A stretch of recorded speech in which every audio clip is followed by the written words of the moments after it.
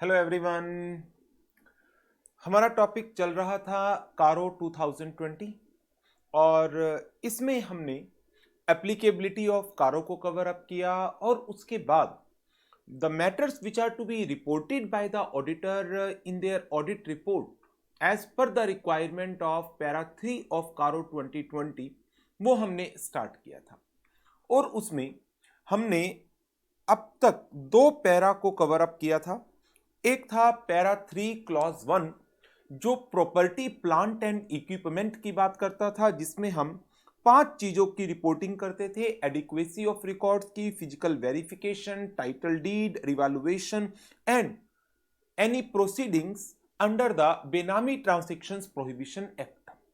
There after हमने para 3 clause 2 को cover up किया था, जिसमें इन्वेंट्रीज की फिजिकल वेरिफिकेशन एंड जो क्वार्टरली स्टेटमेंट या रिटर्न बैंक्स के पास फाइल की जाती है in case the working capital limit exceeding ₹5 crore against the security of current assets company ने अवेल कर रखी है, उसकी जो इंफॉर्मेशन दी गई है, क्या वो information it is in conformity with the books of account और नॉट, उसकी हम रिपोर्टिंग करते हैं।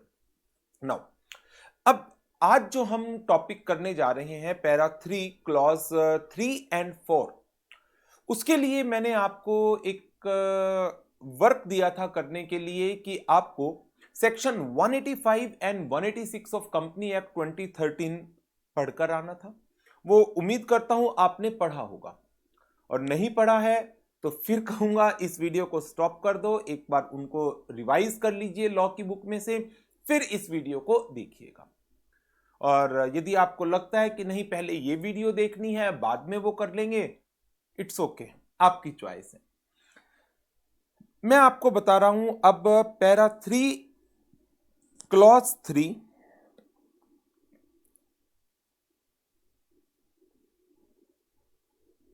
एंड पैरा 3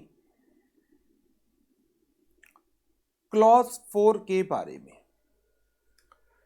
पैरा 3 क्लॉज 4 सीधी सी बात करता है, एक लाइन में एंश्योर करिए क्या सेक्शन 185 एंड 186 का कंप्लायंस हुआ है या नहीं हुआ, और इन case of any default non compliance के केस में आपको उसकी रिपोर्टिंग करनी है। बट रिपोर्टिंग का फॉर्मेट क्या होगा वो ऑर्डर के अंदर नहीं बताया गया। पैरा 3 क्लॉज 3 ये बात करता है इन्वेस्टमेंट्स की,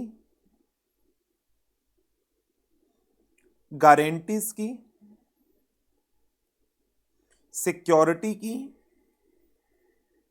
लोन्स की, advances in the nature of loan की। To whom? To the companies, body corporate, a firm और एनी अदर पर्सन। एलएलपी भी है, वर्ड यूज किया गया है, और एनी अदर पर्सन। अब यदि आपने सेक्शन 185 एंड 186 पढ़ रखा है, सेक्शन 185 बात करता है लोन्स टू डायरेक्टर्स की, एंड सेक्शन 186 बात करता है इन्वेस्टमेंट्स की, लोन्स की, गारंटीज की, सिक्योरिटीज की। नाउ जब हम पैरा 3 क्लॉज 3 पढ़ेंगे, यहां पर लॉ की डिस्कशन नहीं है, बट सेक्शन 186 के अंदर जो वर्ड यूज किए गए हैं इन्वेस्टमेंट, गारंटी, सिक्योरिटी, लोन, उन्हीं को यहां पर पैरा 3 क्लॉज 3 के अंदर यूज किया गया है। तो नाउ पैरा 3 क्लॉज 3 में दो यहां पर कोई भी स्टैट्यूटरी एस्पेक्ट को मेंशन नहीं किया गया, और जो इसकी रिपोर्टिंग रिक्वायरमेंट है वो भी इन जनरल चल रही है, और उसी चीज की लीगल कंप्लायंसेस की बात पैरा 3 क्लॉज नंबर 4 के अंदर कवर अप होगी। नाउ अब एक एक करके पहले तो पैरा 3 क्लॉज 3 की रीडिंग लेते हैं। पैरा 3 क्लॉज 3 क्या कहता है?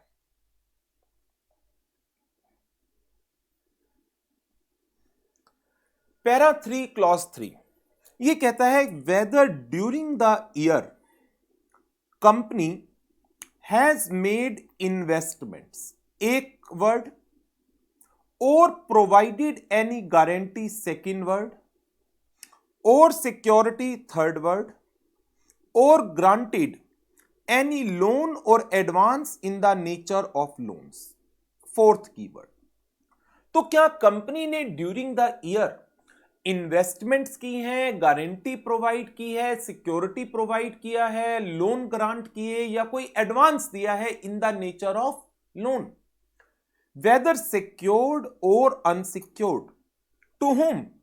To companies, firms, limited liability partnership और any other parties. That means किसी भी पर्सन को, यदि हां तो आपको ये रिपोर्टिंग करनी है clause A, B, C, D, E and F.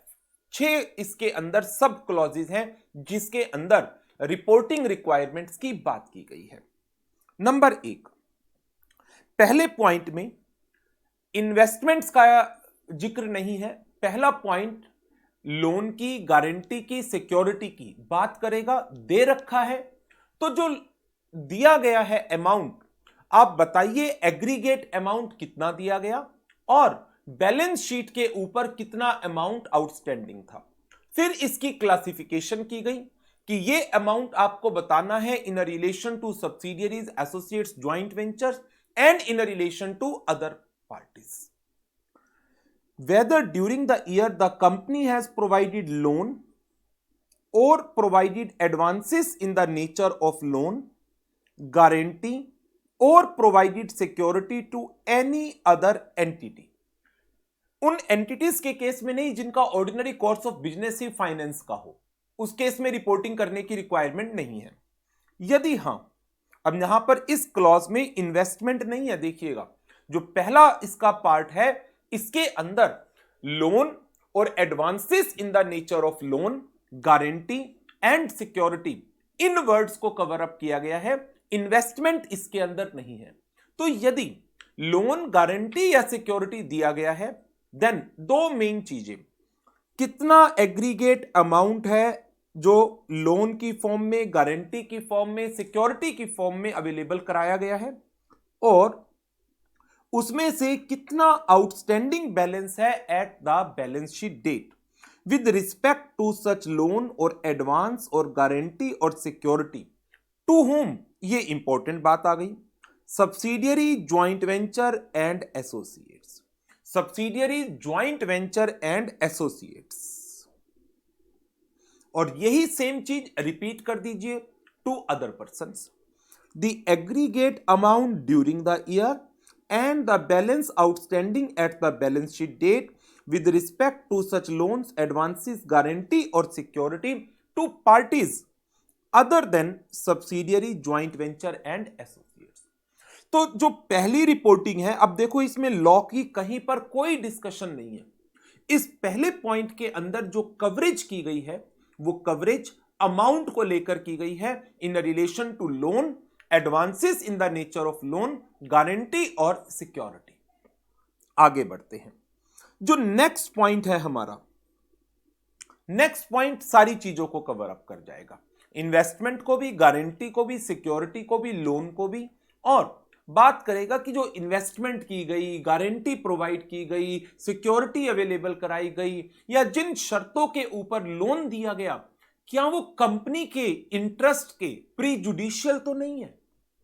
Whether the investment made, guarantee provided, security given, and the term and conditions of the grant of all loan and advance in the nature of loan and guarantees, they are not prejudicial to the company interest।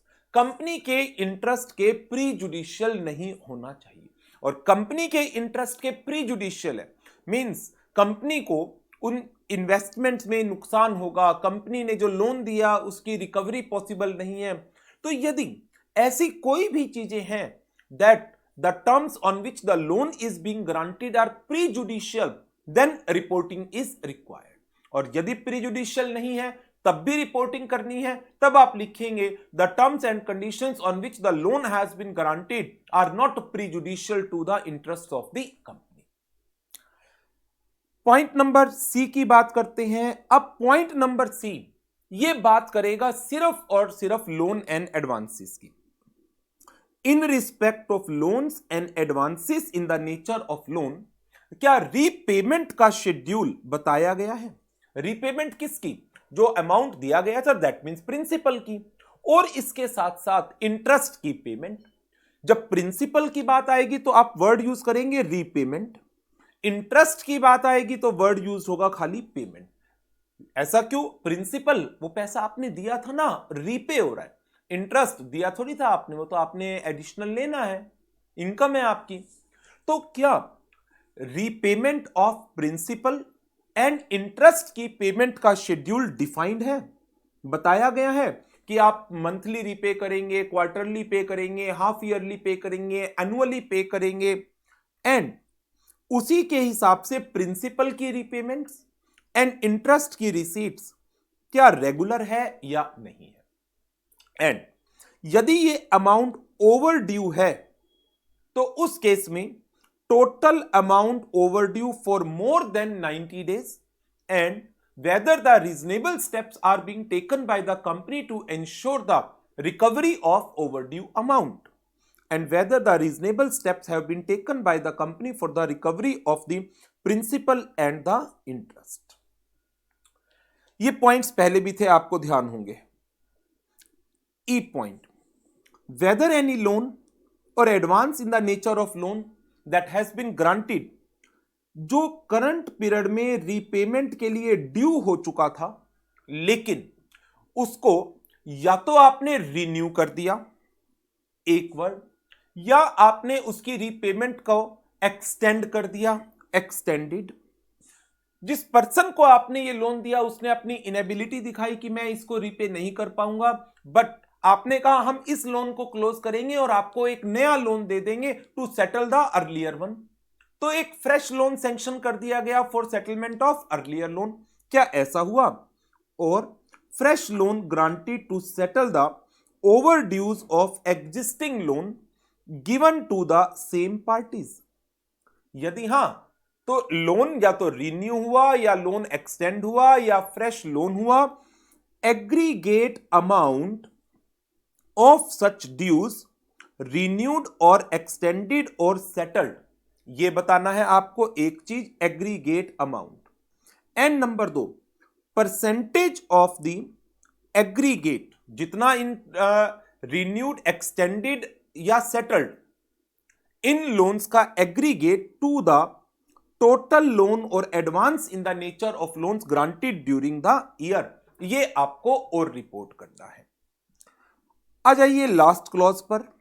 Last clause कहता है क्या company ने कोई loan और advance in the nature of loan दिया है, लेकिन उसकी शर्तें क्या हैं? उसका कोई फिक्स टाइम पीरियड नहीं है, रीपे होगा ऑन डिमांड, या रीपेमेंट की शर्तें ही नहीं बताई गई। यदि ऐसा है, if so specify the aggregate amount percentage there of to the total loan granted, aggregate amount of loan granted to promoter and the related parties, means those loans जिनके लिए रीपेमेंट इधर ऑन डिमांड, जब company demand करेगी तब पैसा आएगा, या फिर दोज लोन्स जहां पर रीपेमेंट का कोई टाइम पीरियड ही नहीं बताया गया। तो ऐसे केस में कितने लोन दिए गए, ऐसे टोटल लोन में उनकी परसेंटेज क्या है, ये लोन प्रमोटर्स को कितने दिए गए एंड रिलेटेड पार्टीज को कितने दिए गए। तो इसमें जो 6 क्लॉजेस आए, 6 सब क्लॉजेस आए, इनमें लॉ की कोई बात नहीं की गई, लेकिन जब आप सेक्शन 186 पढ़ते हैं तो उसी वाले कीवर्ड्स को, इन्वेस्टमेंट को, गारंटी को, सिक्योरिटी को, लोन और advances in the nature of loan को कवर अप किया गया। तो अब जरा एक बार इसके जो हमने ये 6 पॉइंट पढ़े, इनको जल्दी से एक बार रिवाइज करते हैं कि इनकी 6 पॉइंट्स में क्या क्या बातें कवर अप की गई है। ए बी एक तरफ, सी डी एक तरफ, ई एफ एक ग्रुप। ए में क्या during the period loan, advance, guarantee या सिक्योरिटी प्रोवाइड की गई है? यदि हां, देन आपको दो पार्ट में इसको रिपोर्ट करना है। नंबर एक, aggregate amount and outstanding balance in relation to subsidiaries, associate and joint ventures. यही चीज aggregate amount, outstanding balance in relation to parties other than subsidiaries, associates and joint venture।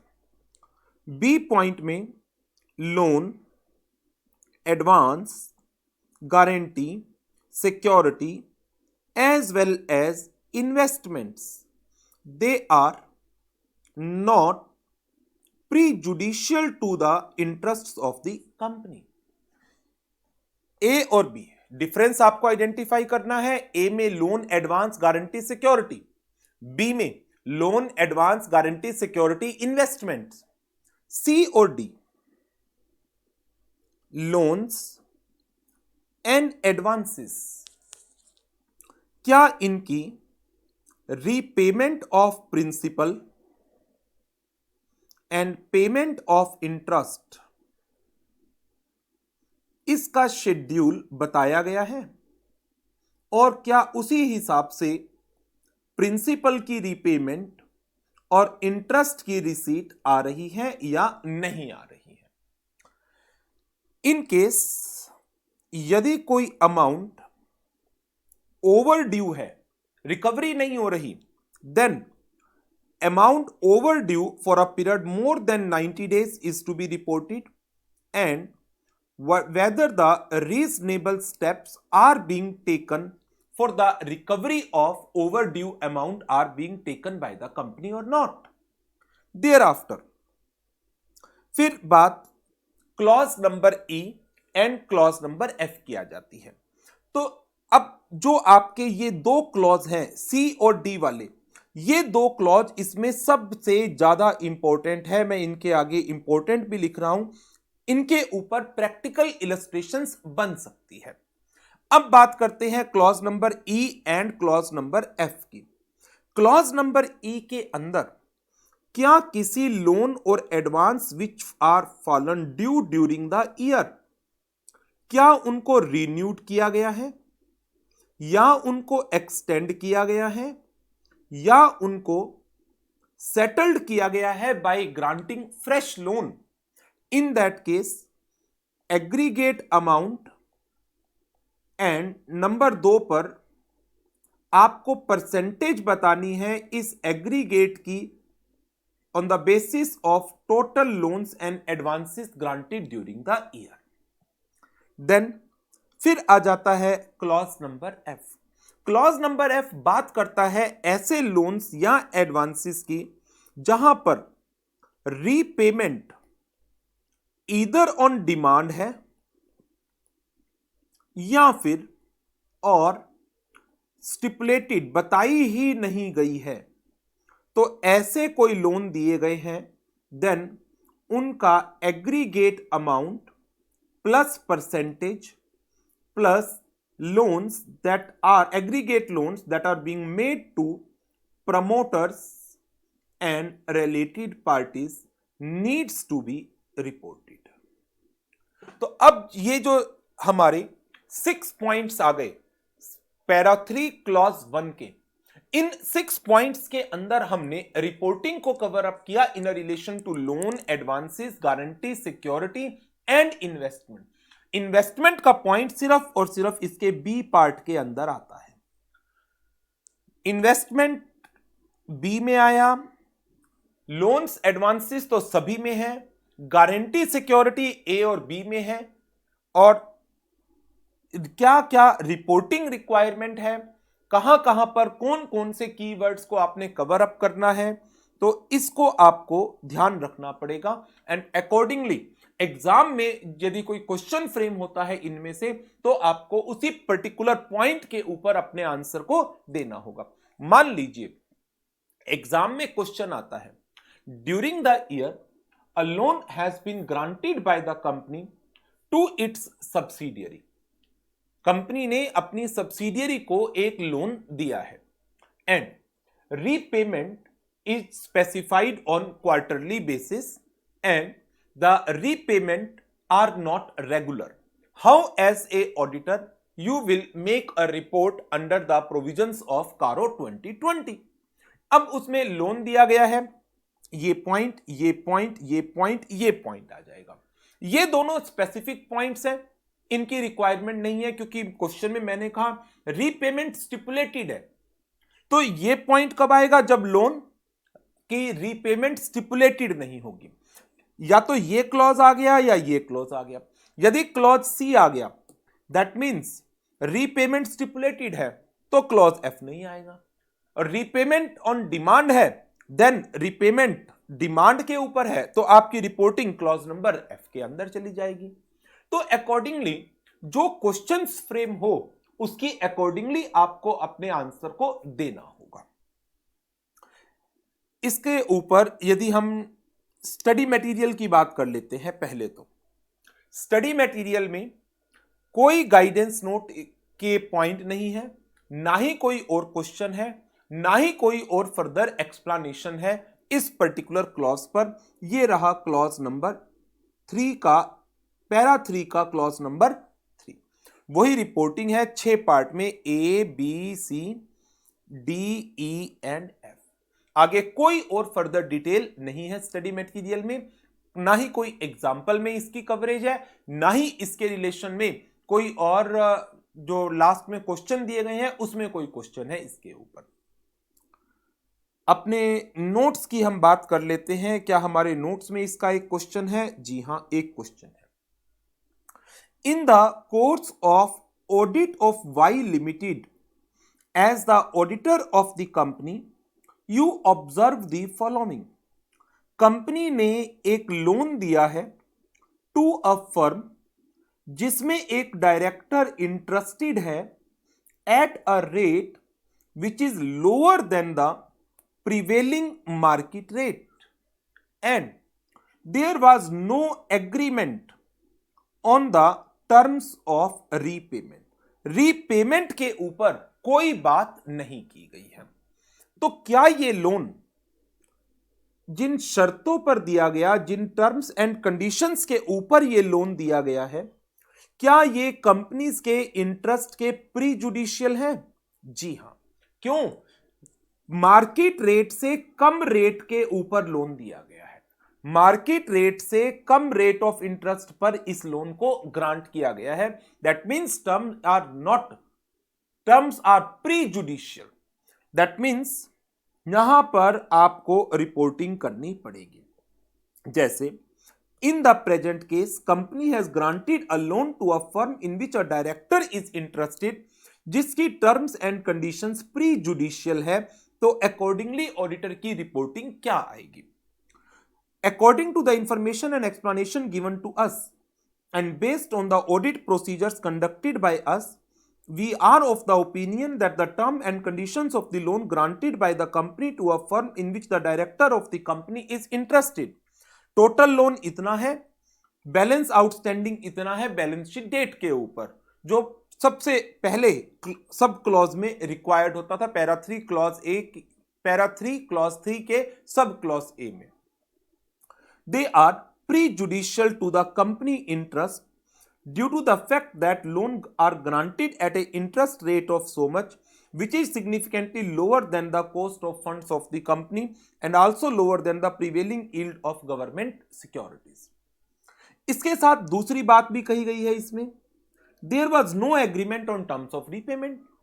तो जो last point है clause F, उसमें reporting आ जाएगी।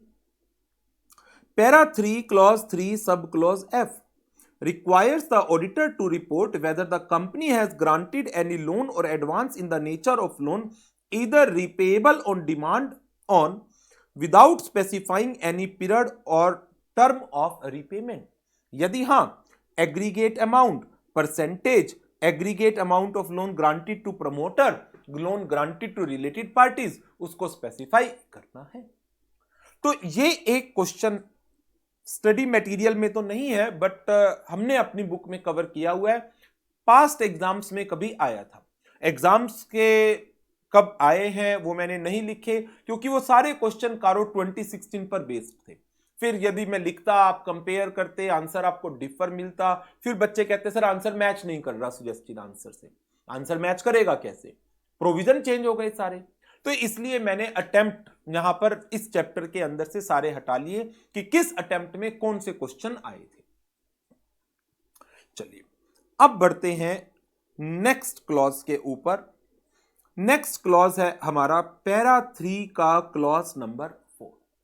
Para 3 का clause number 4 ये बात करता है कंप्लायंस ऑफ सेक्शन 185 एंड 186 की। यहां पर सबसे ज्यादा जरूरत है, जो होमवर्क मैंने आपको दिया था लास्ट क्लास में, कि आपको कंपनी लॉ के सेक्शन 185 एंड 186 को पढ़कर आना है। उसके पीछे क्या कारण है अभी समझ में आ जाएगा। ऑर्डर के अंदर सिर्फ एक लाइन लिखी गई है। अच्छा, अभी तो इसके क्वेश्चन और भी थे, 2 क्वेश्चन और हैं, ये भी एक बार डिस्कस कर लें पहले। एच लिमिटेड ने एक अनसिक्योर्ड लोन दिया है 1 करोड़ रुपीस का at 15% per annum to 2 of its subsidiaries. Before the year end both the companies repaid the loan. Management is of the opinion कि कोई बैलेंस आउटस्टैंडिंग नहीं है। These loans are not required to be reported in कारो 2020. No. आपको 2 चीजें report करनी होती हैं, एक aggregate amount of loans that are granted during the year and balance outstanding at the year end. तो लोन तो दिया गया ना, बैलेंस आउटस्टैंडिंग नील है तो लिख दीजिए कि एग्रीगेट लोन इतना दिया गया था, बैलेंस आउटस्टैंडिंग नील। ऐसा नहीं है कि आपको इसको रिपोर्ट नहीं करना, रिपोर्टिंग इज रिक्वायर्ड, रिपोर्टिंग तो आपको करनी पड़ेगी। इसका ड्राफ्ट दिया गया है, ड्राफ्ट ही मांगा गया है, कमेंट भी मांगे गए हैं। क्वेश्चन बैंक से ही आपको दिखाता हूं इसको। Para 3 clause 3 sub clause A, aggregate amount during the year and balance outstanding at the balance sheet date आपको बताना है। Terms and conditions are not prejudicial, ये बताना है। गाइडेंस नोट इसके ऊपर क्या कहता है कि ऐसा हो सकता है कि एक पार्टी ने लोन लिया है और उसने रीपे भी कर दिया।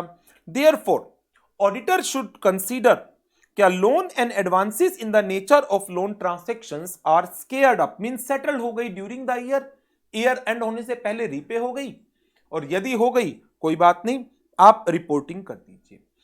Company granted loan of 1 crore at this rate to 2 of its subsidiaries. Maximum amount involve 1 crore का था, ईयर एंड बैलेंस नील का है। एक और क्वेश्चन है इसके ऊपर। एबीसी लिमिटेड 20 करोड़ का लोन दे रही है अपनी एसोसिएट को eight the beginning of the financial year and it remain outstanding. How the auditor should report the fact. Simple loan दिया गया है। अब लोन के अंदर तो सारे पॉइंट आ जाते हैं, A B C D E F, सारे पॉइंट को कवर अप कर दो। Aggregate amount, terms and conditions, schedule of repayment, क्या अमाउंट ओवर ड्यू था, लोन एंड एडवांस क्या करंट ईयर में ड्यू हो गए और आपने उनको रिन्यू, एक्सटेंड या फ्रेश लोन देकर सेटल कर दिया, या फिर लोन जो दिए गए that are either repayable on demand और विदाउट स्पेसिफाइंग एनी टर्म और पीरियड ऑफ रीपेमेंट। तो इसके अंदर तो इस क्वेश्चन में सारे के सारे पॉइंट्स की रिपोर्टिंग आ जाएगी। जनरल क्वेश्चन बनाया गया था। बस ये 3 क्वेश्चन थे इसके ऊपर। तो तीनों क्वेश्चन हमने पैरा 3 क्लॉज 3 के भी कवर अप कर लिए। नाउ अब बात कर रहा हूं मैं आपके साथ compliance of provisions of section 185 and 186।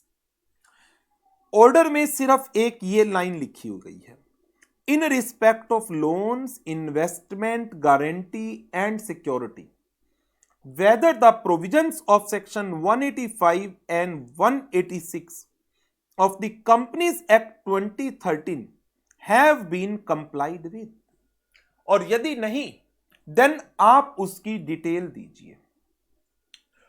Now अब यहां पर दो क्वेश्चन बनते हैं। पहला क्वेश्चन, कंप्लायंस को चेक करने के लिए हमारा प्रोसीजर क्या होगा? What are the procedures to be performed to ensure the compliance of provisions of section 185 and section 186? और उसके बाद कोई नॉन कंप्लायंस आइडेंटिफाई होती है तो उसमें रिपोर्टिंग कैसे करनी होगी? दो चीजें हैं जिसके बारे में ऑर्डर साइलेंट है। अब ऑर्डर साइलेंट है तो इसकी डिटेल हमें कहां से पता चलेगी? इसकी डिटेल हमें पता चलेगी गाइडेंस नोट से। बट क्या स्टडी मटेरियल ने इन चीजों को कवर किया? स्टडी मटेरियल ने सिर्फ ये एक लाइन दी है, इसके आगे कोई डिटेल नहीं दी, कोई गाइडेंस नोट का जिक्र नहीं किया, कोई क्वेश्चन नहीं बताया, कोई प्रोसीजर नहीं दिया, कोई रिपोर्टिंग नहीं दी।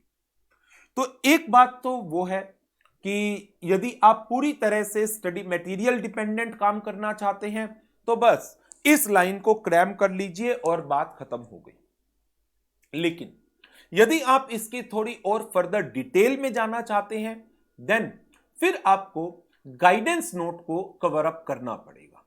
अब गाइडेंस नोट के अंदर यदि मैं आपके साथ डिस्कशन करता हूं तो इसमें प्रोसीजर भी आ जाएगा और इसकी रिपोर्टिंग भी आ जाएगी।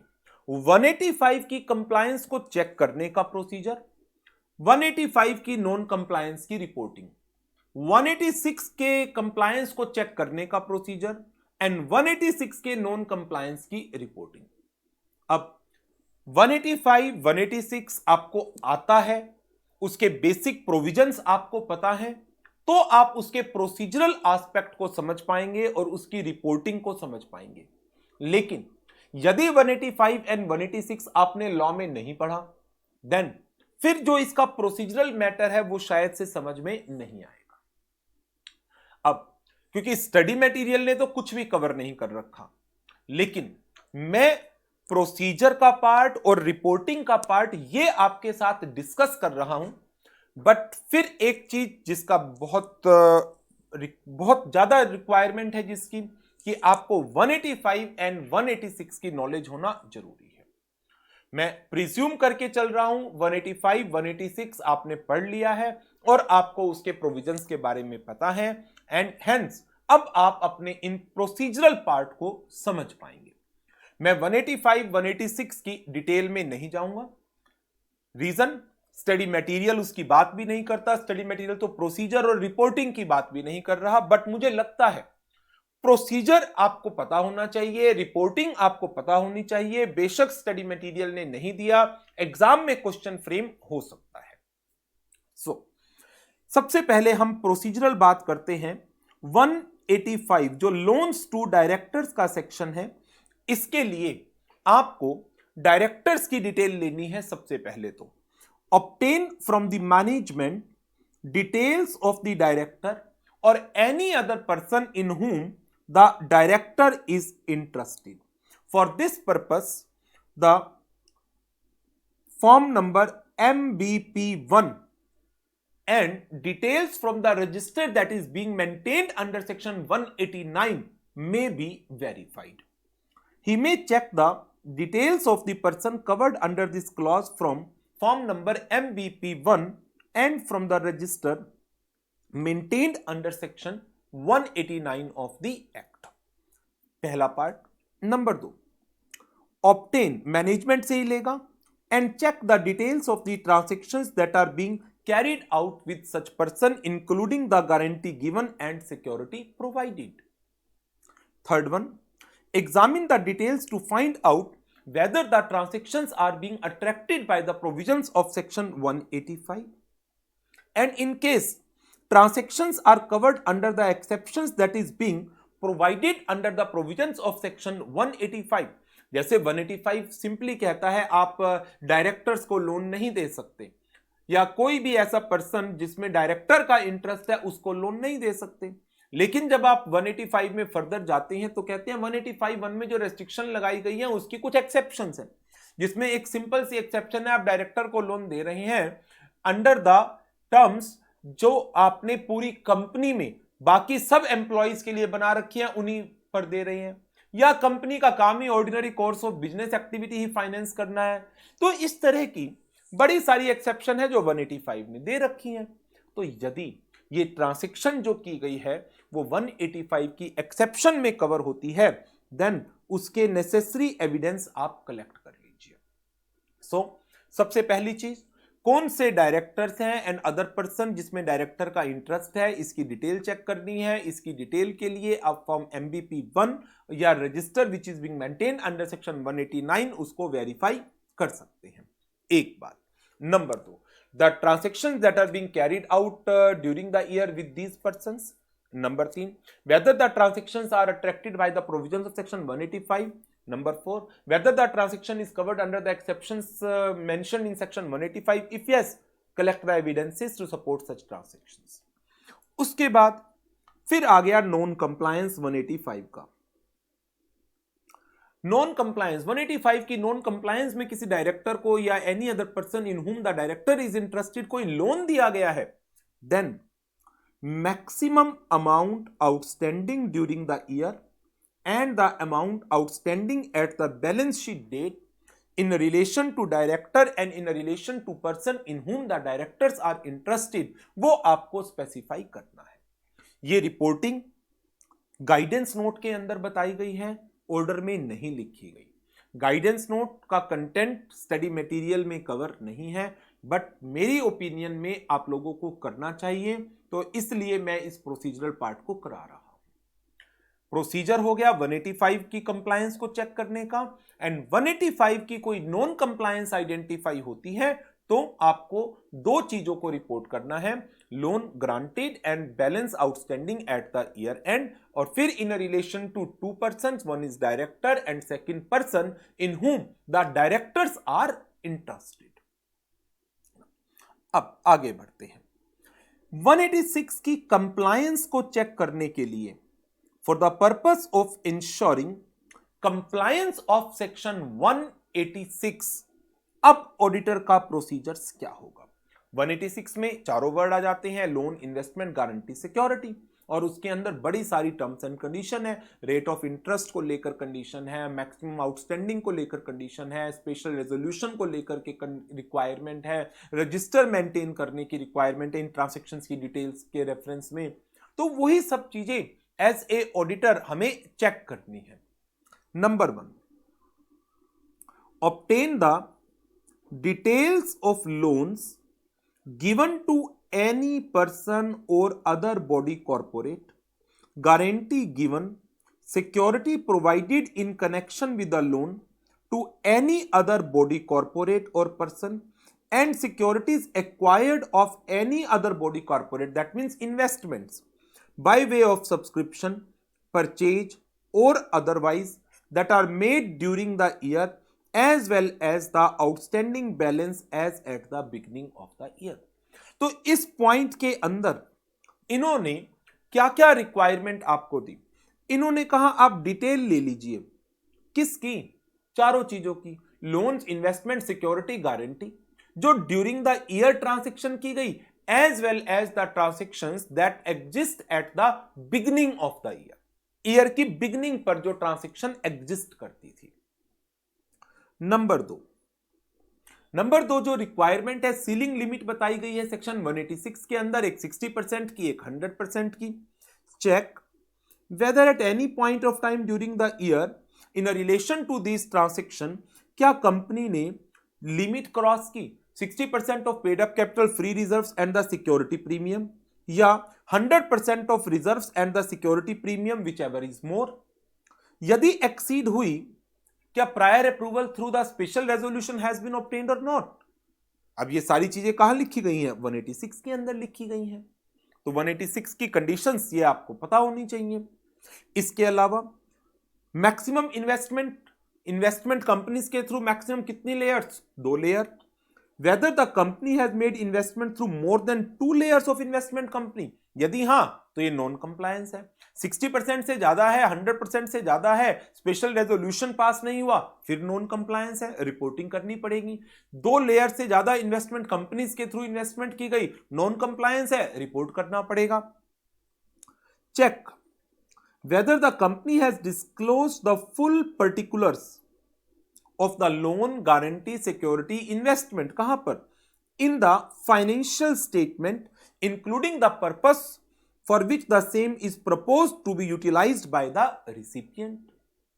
Fifth point, check whether the company has passed the board resolution and obtained the prior approval. अब प्रायर अप्रूवल किसकी? फाइनेंशियल इंस्टीट्यूशंस की। कब चाहिए? यदि कोई टर्म लोन सबसिस्ट करता हो। बिना prior approval of financial institution ये ट्रांजैक्शन नहीं हो पाएगी। रेट ऑफ इंटरेस्ट लोअर नहीं होना चाहिए देन प्रीवेलिंग यील्ड किसका? गवर्नमेंट सिक्योरिटीज का। कौन से टेन्योर की? जो क्लोजेस्ट टेन्योर है based upon 1 year, 2 year, 3 year, 5 year, 10 year. 135 10 2 नहीं है, 135 एंड 10 ईयर गवर्नमेंट सिक्योरिटीज का। चेक क्या कंपनी ने ड्यूरिंग द इट्स टेन्योर कोई डिपॉजिट एक्सेप्ट किए थे और उन डिपॉजिट्स की रीपेमेंट का डिफॉल्ट किया है। जब तक वो डिफॉल्ट परसिस्ट करता है तब तक आप ये ट्रांजैक्शन नहीं कर सकते। Whether the company is in default in repayment of any deposit accepted और in payment of interest, then company is not allowed to give any loan guarantee security or acquisition till such default subsist. Check क्या company ने MBP2 register maintain किया है in the manner as prescribed. तो ये जितनी बातें यहां पर लिखी गई हैं ये सारी की सारी चीजें that are in relation to section 186। यदि 186 आपने पढ़ रखा था तो आपको पता है रेट ऑफ इंटरेस्ट के बारे में, आपको पता है सीलिंग लिमिट के बारे में, आपको पता है फाइनेंशियल इंस्टीट्यूशंस की प्रायर अप्रूवल के बारे में, आपको पता है default in repayment of deposits के बारे में, आपको पता है स्पेशल रेजोल्यूशन की रिक्वायरमेंट के बारे में। तो उन्हीं चीजों को हम अपने प्रोसीजरल पार्ट के अंदर यहां पर कवर अप करके चलते हैं। नाउ नॉन कंप्लायंस की अब रिपोर्टिंग की बात कर लेते हैं। Investment through more than 2 layers of investment companies, कौन सी कंपनी में कितना अमाउंट ईयर एंड का बैलेंस क्या है? लोन गारंटी सिक्योरिटी और investment which exceeds the limit without prior approval by means of special resolution, किस कंपनी में कितना अमाउंट और ईयर एंड का बैलेंस क्या है? Loan given at a rate of interest which is lower than the prescribed, कौन सी company कितना amount and outstanding balance और एनी अदर डिफॉल्ट। अब ये रिपोर्टिंग रिक्वायरमेंट है 186 के नॉन कंप्लायंस की।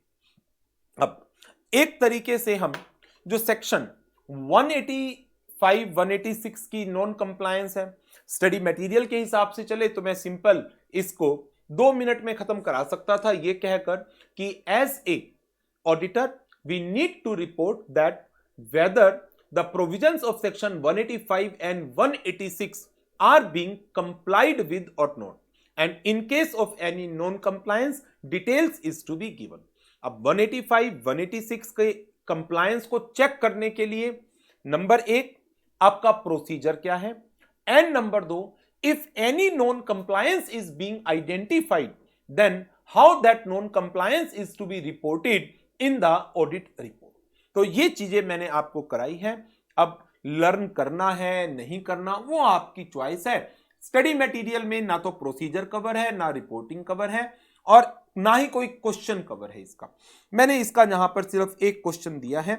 As a company auditor you notice एक inter corporate loan दिया गया है बाय द कंपनी। आपकी रिपोर्टिंग रिक्वायरमेंट क्या होगी? As regarding the matters concerning terms of interest on inter corporate loan. तो टर्म ऑफ इंटरेस्ट के अंदर ये वाला पॉइंट आ जाएगा। प्रोसीजर पार्ट चेक करिए क्या rate of interest is not lower than the prevailing yield of 1 year, 3 year, 5 year or 10 year government security as closest to the tenure of the loan. और यदि ये चीज जो रेट ऑफ इंटरेस्ट है वो prevailing yield से कम है, in that case ये आपकी रिपोर्टिंग रिक्वायरमेंट आ जाएगी पॉइंट नंबर 3 में, loan given at the rate of interest lower than prescribed, name of the company, amount involved, balance eight the year and and remarks. So this is about the para 3 clause number 4. तो 2 clause हमने पढ़ लिए, कौन कौन से? Para 3 clause 3 and para 3 clause number 4. चलिए इसके बाद आगे बढ़ते हैं. नेक्स्ट क्लॉज, नेक्स्ट क्लॉज है हमारा पब्लिक डिपॉजिट्स के ऊपर. Para 3 clause number 5. आसान सा क्लॉज है, कोई चेंज नहीं है इसके अंदर, जो पुराना क्लॉज था वही सेम क्लॉज रखा गया है.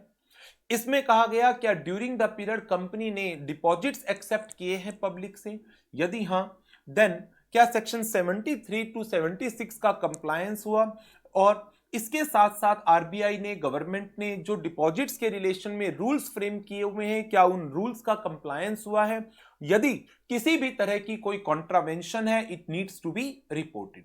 And in relation to the deposits if any order is being passed by any tribunal, court, RBI regulator, then whether the order has been complied with or not. ये 2 points हैं, बिल्कुल same है जो कारो 2016 में आप लोग पढ़कर आए हुए हैं, इंटर में भी आपने पढ़ा होगा, बिल्कुल सेम वही क्लॉज है. In respect of deposits that are accepted by the company, whether the directives issued by the RBI and provisions of section 73 to 76 or other relevant provisions of Companies Act, rules framed thereunder have been complied with, and if not, the nature of such contraventions be stated. So RBI की directions, company law के provisions, company law के अंदर बनाए गए rules, क्या उनका compliance हुआ है या नहीं, और ये कब चेक करना है? If any deposit is accepted by the company. Now if an order has been passed either by the company law board और नेशनल कंपनी लॉ ट्राइब्यूनल और रिजर्व बैंक ऑफ इंडिया और एनी कोर्ट और any other tribunal, whether the same has been complied with or not. Now, अब इसके reference में फिर वही बात है, क्या स्टडी मटेरियल कोई डिटेल दे रहा है? स्टडी मटेरियल ने ना कोई डिटेल दी है, ना कोई क्वेश्चन कवर किया है, बट इसके कुछ इंपॉर्टेंट ऑब्जर्वेशंस जो गाइडेंस नोट की हैं वो मैंने यहां पर कवर अप की है कि क्या एक एक डिपॉजिट के रेफरेंस में auditor is in a position to check the compliance, एक एक ट्रांजैक्शन के रेफरेंस में. No. So in such a case जब एक एक ट्रांजैक्शन के रेफरेंस में इस तरह से कंप्लायंसेस को चेक नहीं किया जा सकता है, देन क्या ऑडिटर सैंपलिंग प्रोसीजर अप्लाई कर सकता है? यस, गाइडेंस नोट सुजेस्ट करता है कि सैंपलिंग को आप यूज कर सकते हैं. It may be difficult for the auditor to ascertain that deposits accepted by the company are within the limits on each day of the accounting year. Therefore, he will be considered justified यदि वो एक reasonable test checking कर रहा है to ensure that the deposits that are being accepted by the company during the year on any day does not exceed the limit that are being specified under the provisions of company law or in the rules framed under that law. So reasonable test checking is allowed. Number 2, in case auditor is of the view that any contravention of section 73 to 76 or other relevant provision of the act or rules or the RBI directions has taken place, auditor should state in his report the provisions of that section or the relevant rule have not been complied with and report the nature of contravention. Guidance note suggest कर रहा है कि जो relevant provision है company law का, RBI की directions का या कंपनी लॉ के अंदर फ्रेम किए गए रूल्स का, देन उनको भी आपको अपनी रिपोर्ट में बताना चाहिए along with the nature of contraventions. This is about the public deposits. Next, cost records. Para 3 clause 6 cost records का है, whether maintenance of cost records specified by central government under section 148 subsection 1, और क्या यदि coast records की requirement बताई गई है under the provisions of section 148 subsection 1, क्या ये cost record, statement, accounts, they are being made and maintained और नॉट। तो दो बातें हो गई इसमें। नंबर एक, क्या कोस्ट रिकॉर्ड्स की रिक्वायरमेंट प्रिस्क्राइब की गई है जिस कंपनी की हम ऑडिट कर रहे हैं उसके रिलेशन में। आपको ध्यान हो तो जब हम सेक्शन 148 पढ़ते थे तो उसके साथ हम companies cost records and audit rules 2014 को भी कवर अप करते थे, और उसके रूल नंबर 3 में डिस्कशन है कि कौन सी कंपनीज को कॉस्ट रिकॉर्ड्स बनाने की रिक्वायरमेंट है, और उसमें सारी कंपनीज को दो कैटेगरीज में डिवाइड किया गया था, एक रेगुलेटेड सेक्टर, दूसरी नॉन रेगुलेटेड सेक्टर। और यदि जो टोटल रेवेन्यू है कंपनी का in a relation to immediate preceding financial year, either from sale of goods or from rendering of services, that means from all products or services, prescribed threshold से exceed करता है, then company is required to include the records relating to material, utilization of material, labor and other items of cost in their books of account। तो यहां पर अब जो statutory auditor की reporting आ गई कि statutory auditor is required to report क्या वेदर सेंट्रल गवर्नमेंट ने जिस क्लाइंट की हम ऑडिट कर रहे हैं उस क्लाइंट के रेफरेंस में सेंट्रल गवर्नमेंट के ऑर्डर के थ्रू क्या कंपनी को कॉस्ट रिकॉर्ड्स बनाने की रिक्वायरमेंट है, पहली बात। And if the company is required to maintain the cost records, तो क्या कंपनी ने ये कॉस्ट रिकॉर्ड्स बनाए हैं और इनको मेंटेन किया है या नहीं किया। नाउ अब एक क्वेश्चन अराइज होता है, क्या ये कॉस्ट ऑडिट की बात हो रही है? नो, ये रिपोर्टिंग किसकी है? स्टैट्यूटरी ऑडिटर की, जो फाइनेंशियल स्टेटमेंट्स की ऑडिट कर रहा है। तो इसका क्या मतलब है? क्या स्टैट्यूटरी ऑडिटर डिटेल्ड वेरिफिकेशन करेगा कॉस्ट रिकॉर्ड्स की? No, statutory auditor is not supposed to conduct the detailed verification of the records. For this purpose he may have an overview of the records to report क्या ये records की requirement थी, और यदि थी तो क्या ये रिकॉर्ड्स बनाए गए हैं और मेंटेन किए गए हैं। इसके रिलेशन में गाइडेंस नोट के क्या क्या पॉइंट है इसकी बात कर लेते हैं। इसके ऊपर स्टडी मटेरियल ने थोड़ा सा डिटेल दी है, मैं पहले आपको स्टडी मटेरियल की डिटेल दिखा दूं।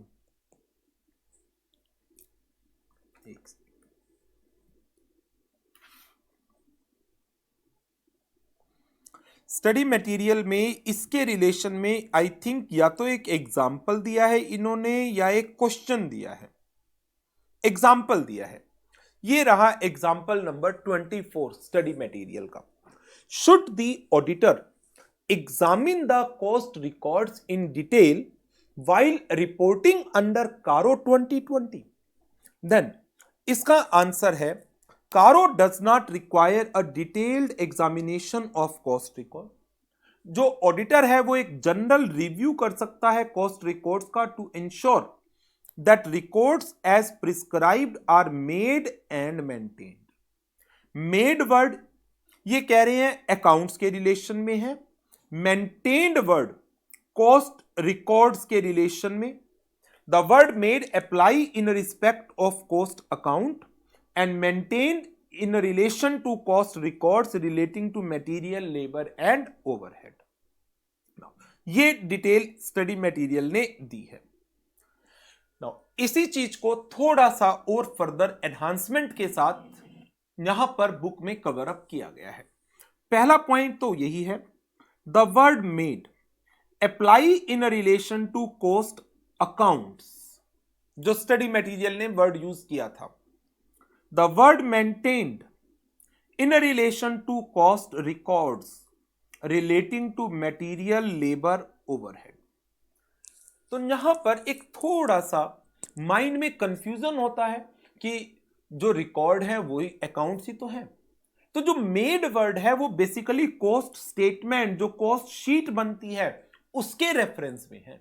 जैसे हम एक तो अकाउंटिंग रिकॉर्ड बनाते हैं, books of account, ledger, subsidiary book, और उसके बाद एक फाइनेंशियल स्टेटमेंट बनती है।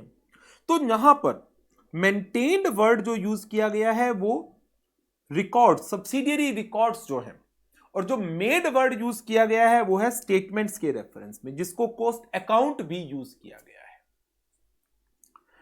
Auditor has to report under this clause irrespective cost audit central government ने ऑर्डर की या नहीं की। इसके रिलेशन में एक बात आपको बताना चाहूंगा, वैसे तो आपने कर रखी है पहले। दो रूल हैं companies cost records and audit rules के। Rule number 3 and rule number 4। Rule number 3 cost records की बात करता है, रूल नंबर 4 कॉस्ट ऑडिट की बात करता है।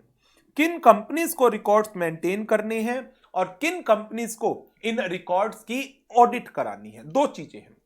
हमारी जो रिपोर्टिंग है वो सिर्फ और सिर्फ इस रेफरेंस में है, रिकॉर्ड्स के रेफरेंस में, ऑडिट के रेफरेंस में नहीं। तो कंपनी के कॉस्ट रिकॉर्ड्स की ऑडिट हो रही है या नहीं हो रही। अब यदि आप रिकॉर्ड की बात करो तो प्रीसीडिंग ईयर में 35 करोड़ की टर्नओवर देखी जाती है। ऑडिट की बात करो, रेगुलेटेड सेक्टर के अंदर एग्रीगेट जो देखा जाता है वो 50 करोड़, इंडिविजुअल प्रोडक्ट सर्विसेज का 25 करोड़, अनरेगुलेटेड सेक्टर की ऑडिट के लिए 100 करोड़, 35 करोड़ की जो लिमिट्स हैं। तो जो लिमिट यहां पर मुझे देखनी है वो सिर्फ रूल 3 की देखनी है, रूल 4 की नहीं। कॉस्ट ऑडिट हो रही है या नहीं उससे मेरा मतलब नहीं है। तो ये भी एक इंपॉर्टेंट पॉइंट है, गाइडेंस नोट में था, मैंने यहां कवर किया है, याद रखिएगा। The auditor has to report under the clause irrespective whether a cost audit has been ordered by central government. Auditor should obtain a written representation किससे? From the management that cost records are required to be maintained for any product or service under the provisions of section 148 of the Companies Act 2013 or under the requirement of rule number 3 of the Companies Cost Records and Audit Rules 2014, and the cost accounts and records are being made and maintained regularly. Account word made word accounts के reference में, record words maintained के reference में use किया गया है। Auditor should obtain a list of books or records made and maintained in this regard. ये इसका main point है जो स्टडी मटेरियल में भी कवर है। The order does not require a detailed examination of such records. The auditor should therefore conduct a general review of the cost records to ensure that the records as prescribed are made and maintained. He should, of course, make such reference to the record as is necessary for the purpose of audit. तो बहुत important point है कि detailed examination of the record statutory auditor की duty का part नहीं है। उसकी duty में कॉस्ट रिकॉर्ड्स का जनरल रिव्यू आता है, और इसीलिए ऑडिटर अपनी रिपोर्ट में इस पैरा को कैसे लिख सकता है। ड्राफ्टिंग, मुझे लगता है कि यदि पेपर सेटर थोड़ा प्रोफेशनल लेवल से पेपर को सेट करेगा तो वो ड्राफ्टिंग आपसे जरूर पूछेगा। तो मैंने इसको ड्राफ्ट को क्या ड्राफ्ट आना चाहिए वो भी यहां पर डाला है, दो स्टडी मटेरियल में नहीं है, छोड़ना चाहो तो आपकी मर्जी है। We have broadly reviewed the books of account maintained by the company pursuant to the rule made by the central government for the maintenance of the cost record under section 148 of the act. We have broadly reviewed and are of the opinion that prima facie the prescribed accounts and records are made and maintained. Accounts के corresponding made word, records के corresponding maintained word. ये इसका question है एक। CARO 2020 requires the auditor to report whether maintenance of cost records specified by central government and whether the accounts and records are made and maintained. You are required to briefly explain the audit procedures to be performed by the auditor and suggest the reporting pattern. ये भी exam का question है, past में आया हुआ है। अब यदि आप सिर्फ इतना सा पढ़ो, प्रोसीजर कैसे लिखोगे? सिर्फ इसको पढ़कर प्रोसीजर को नहीं लिखा जा सकता है। प्रोसीजर भी पूछा गया, रिपोर्टिंग भी पूछी गई, तो इसके अंदर मेड का मतलब क्या है, मेंटेन्ड का मतलब क्या है, रिकॉर्ड का मतलब क्या है, अकाउंट का मतलब क्या है, ओवरव्यू लेना है या डिटेल्ड एग्जामिनेशन करनी है, ड्राफ्टिंग कैसे होगी, ये सारी चीजें आपको पता है, तभी आप अपने आंसर को प्रॉपरली फ्रेम कर सकते हैं। अदरवाइज आंसर्स प्रॉपरली फ्रेम नहीं हो सकता। ठीक है, तो ये हो गए हमारे 4 clause, para 3.3, para 3.4, para number 3.5 public deposits का लिया, जिसमें हमने क्या चेक किया, कंप्लायंसेस किसका, of RBI directives, Section 73 to 76 and other related provisions of Companies Act 2013, rules made thereunder, और यदि किसी तरह की नॉन कंप्लायंस है उसकी रिपोर्टिंग, और इसके साथ साथ यदि कोई ऑर्डर कंपनी लॉ बोर्ड या national company law tribunal, RBI, court और एनी अदर ट्राइब्यूनल ने पास किया तो वो ऑर्डर कंप्लाई हुआ या नहीं हुआ। पैरा 3 क्लॉज 6 कॉस्ट रिकॉर्ड्स, क्या सेंट्रल गवर्नमेंट ने under the provisions of section 148 companies के लिए प्रिस्क्राइब किया है that company is required to maintain the cost records, accounts, whether the accounts are being made, whether the records are being maintain, तो उस reference में हमें para 3 clause 6 के अंदर रिपोर्टिंग करनी है। सो 4 क्लॉजेस हमने इस सेशन में कवर अप किए हैं, तो इस सेशन को मैं यहीं पर ओवर कर रहा हूं और नेक्स्ट सेशन में एक बहुत इंपॉर्टेंट क्लॉज के साथ शुरुआत करेंगे। स्टैट्यूटरी ड्यूज का बहुत इंपॉर्टेंट क्लॉज है, और जैसे हर बार कहता हूं, इस बार फिर कह रहा हूं, रिवाइज जरूर करिएगा, रेगुलर बेसिस पर क्वेश्चंस की प्रैक्टिस जरूर करिएगा। ठीक है, thank you very much, good bye, take care.